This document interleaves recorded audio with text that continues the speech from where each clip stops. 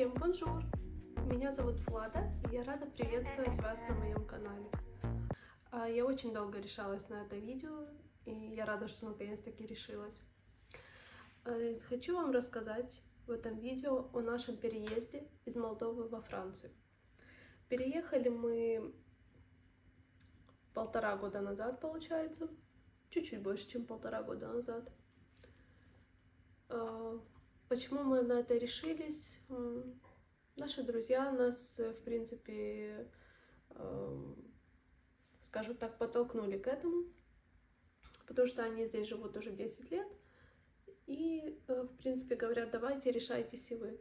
А так как в Молдове тяжеловато с работой и с заработками, и со всем остальным, мы решились продать все, что у нас было, и просто попробовать с нуля переехать в чужую страну, не зная языка, ничего. Я читала раньше о том, что в эмиграции есть 5 стадий, но думала на самом деле, что это все фигня, потому что перед тем, как мы уезжали, я смотрела много таких видео, типа «Правда об эмиграции» и все такое, чтобы как-то морально подготовить себя. Но на самом деле, как бы ты ни старался подготовиться, все равно будешь проходить что-то свое. В общем, что я хочу сказать. Про иммиграцию было сказано то, что имеется 5 стадий иммиграции. Так вот, это действительно так, я ощутила их на себе в полной мере и хочу теперь поделиться с вами. Первая стадия иммиграции — это эйфория.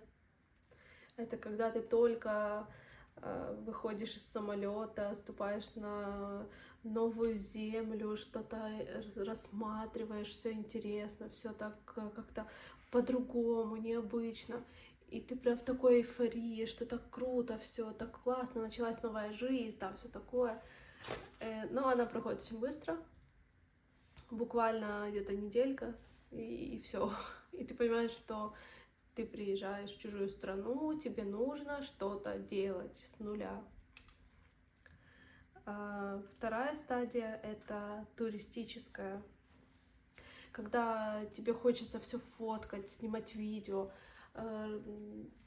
рассматривать всю архитектуру, узнавать эту культуру этого места, потому что тебе очень интересно, очень все по-другому, не так, как у тебя, и все классно, и ты хочешь больше путешествовать, чтобы узнать новые города, новые эмоции получить. Эта стадия, в принципе, длится, честно говоря, у меня она до сих пор длится, не знаю, то есть она у меня сменяется с другими стадиями, но я до сих пор хожу и восхищаюсь просто этой архитектурой, культурой и всем, что связано с Францией, вообще супер обожаю. Третья стадия называется сравнение.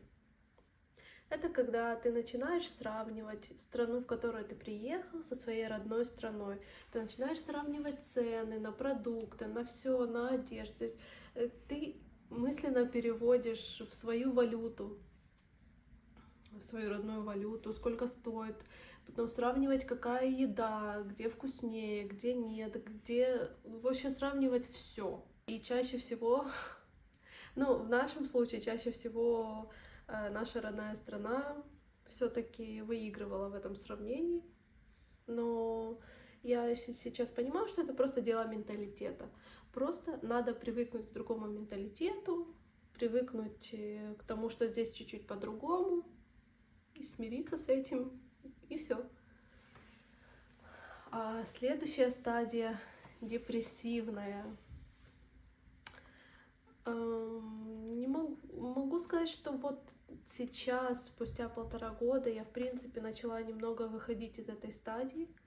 Она периодически сменяется с другой стадии. 5-я стадия есть деятельная, это когда ты уже начинаешь что-то делать. Но периодически они меняются местами. Ты начинаешь делать, у тебя не получается, ты начинаешь опять депрессовать, скучать за родными, скучать за друзьями, за родным домом и всем остальным. На самом деле тяжелая стадия. Нужно принять успокоительное.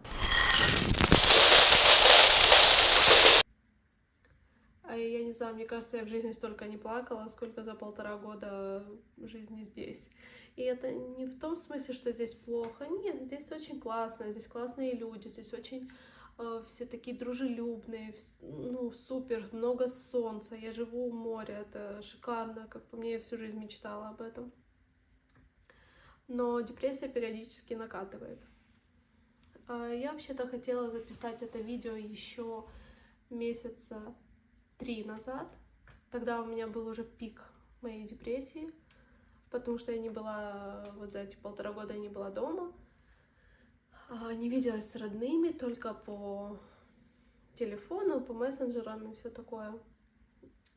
И у меня уже прям накатывало, могла расплакаться из-за всякой ерунды, из-за всего, потому что реально морально тяжело, когда мы приехали с мужем сюда. Да, мы вдвоем, есть и сестры мужа, здесь есть как бы родные люди, но в любом случае это не совсем то. И поэтому нами было принято решение, что мне нужно поехать домой, немножко развеяться, скажем так, увидеться со всеми, успокоиться морально. И на самом деле это помогло, правда. Потому что после того, как я побыла месяц дома, я вернулась абсолютно другим человеком, я вернулась с собой. Я просто привела мысли в порядок, просто расслабилась от того, что я увидела всю свою семью, всех друзей, как-то с ними пообщалась, излила душу, так сказать. Как бы мы, вот, допустим, с друзьями тоже хорошо посидели, пообщались, как-то так расслабленно было, все классно. Много провела времени с семьей, с родными. В общем, супер. И я рада, что именно сейчас я записываю это видео, когда я нахожусь не в депрессивной стадии, слава богу, потому что это было бы печальненько. Ну, в общем, я знаю, что депрессивная стадия у многих иммигрантов долго держит. Ну, что поделать. И есть 5-я стадия, как я уже говорила. Она называется деятельная, то есть принятие. То есть у тебя уже есть какие-то знакомые, уже языковой барьер более-менее пройден, то есть ты немного подучил язык, уже можешь изъясниться до самых обычных ситуациях ежедневных, тебе уже более-менее все понятно, как работают, ну, почти понятно, как работают госструктуры, как работает здесь все.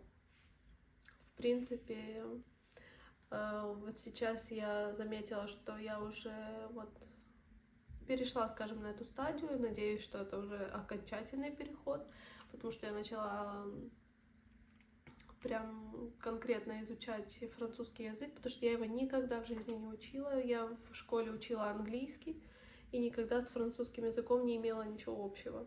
Для меня это немного сложно, но на самом деле мне все нравится. Язык очень красивый. В принципе, я хожу на дополнительные занятия с учителями-французами, к чему я очень рада, потому что так быстрее начинаешь разговаривать действительно. Вот такие вот стадии есть. Ну, это, в принципе, все, что я хотела вам рассказать в своем первом видео об эмиграции. Я еще запишу еще другие видео, где что-то более, может, подробно расскажу. Спасибо вам за просмотр, лайки и всем пока!